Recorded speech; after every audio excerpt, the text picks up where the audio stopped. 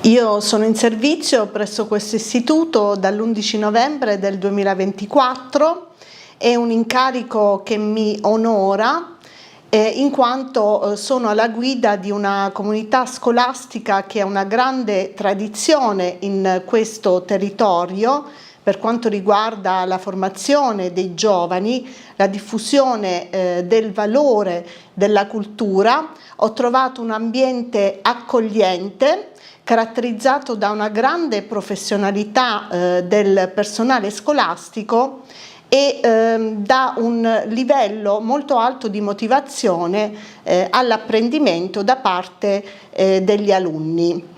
È un incarico che mi onora profondamente, naturalmente avverto una grande responsabilità in quanto spero che l'istituto da me guidato possa continuare nel suo positivo cammino di crescita e diventare sempre più luogo di dialogo, di confronto e possa migliorare il servizio offerto grazie anche a una fitta rete di collaborazioni con il territorio, gli enti locali, le famiglie e tutte le organizzazioni che partecipano all'ampliamento dell'offerta formativa.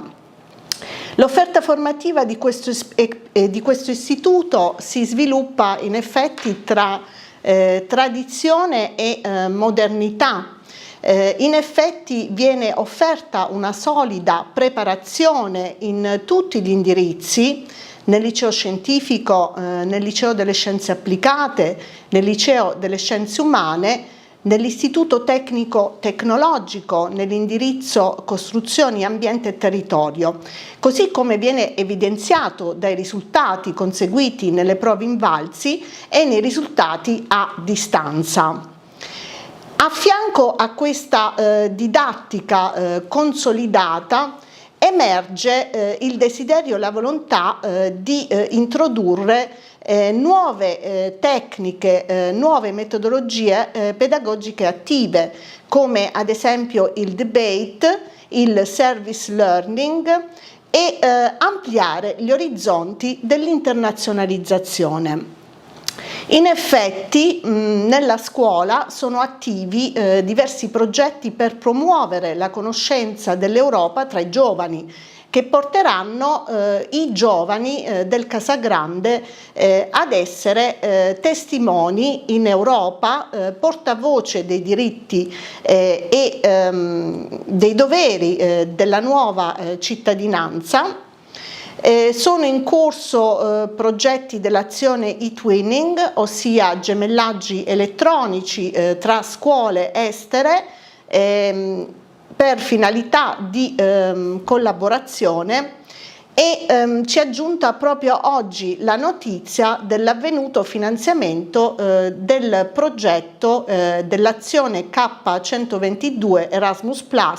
I nostri ragazzi e il nostro personale scolastico avrà l'opportunità di partecipare alle mobilità all'estero e di ampliare notevolmente i propri orizzonti culturali. Alle mie spalle sorge il nuovo Casagrande, che è un edificio nuovo che accoglierà i nostri alunni nei prossimi mesi.